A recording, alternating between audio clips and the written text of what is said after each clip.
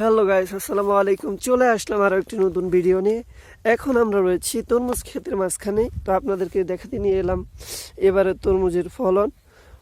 তরমুজ চাষ শুরু হয়েছে রমজানের আগ থেকেই।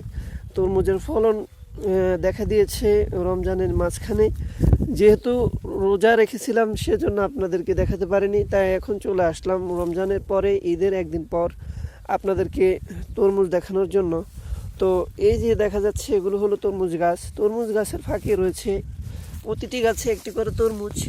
তো এখানে রয়েছে, এই যে দেখতে পাচ্ছেন কি সুন্দর বড় একটি তরমুজ দেখা যাচ্ছে এখানে। তো এটা সম্ভবত 2-3 দিনের মধ্যে কাটা হবে।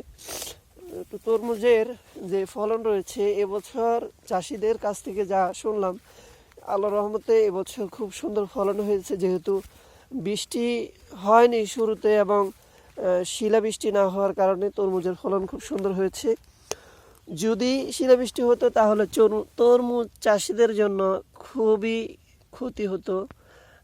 আল্লাহ তাআলা যা করে সব কিছু ভালোর জন্যই করে। তো এই হলো তরমুজ ক্ষেত। তো তরমুজ ক্ষেতের চাষিকে দেখলে বোঝা যায় যে তরমুজের ফলন কি সুন্দর হয়েছে, কারণ তাদের মুখের হাসিটি অন্যরকম। এতদিন কষ্ট করার পরে যখন দেখতে পাচ্ছি ফলন খুব সুন্দর হয়েছে, তখন আর তাদের তো মুখে হাসি থাকাটাই স্বাভাবিক। তো এই হলো তরমুজ। আমি কতটুকু দেখাতে পারছি আমি জানি না।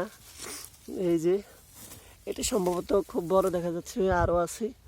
মানে প্রতিটি গাছে একটি করে তরমুজ রাখা হয়, কেননা যদি 2টি তরমুজ রাখা হয় বা তার চাইতে বেশি হয় তাহলে তরমুজ ততটুকু বড় হয় না। আর প্রতিটি গাছে যদি একটি করে তরমুজ থাকে তাহলে তরমুজটি খুব বড় হয়। এই যে এখানে আরেকটি তরমুজ দেখা যাচ্ছে, এটা তো পরিপূর্ণভাবে দেখা গেল। ওই যে এখানে আরও 2টা আছে। তো এবারের তরমুজের ফলন খুব সুন্দর হয়েছে আমাদের ভোলাতে।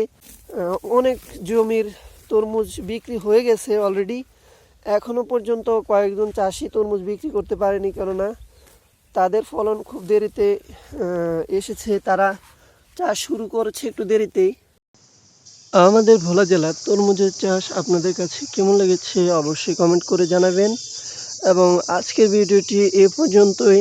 যদি ভিডিওটি ভালো লেগে থাকে একটি লাইক, কমেন্ট এবং শেয়ার করতে ভুলবেন না। দেখা হচ্ছে আরও একটি নতুন ভিডিও নিয়ে। ততক্ষণ পর্যন্ত সবাই ভালো থাকবেন, সুস্থ থাকবেন। আল্লাহ হাফিজ।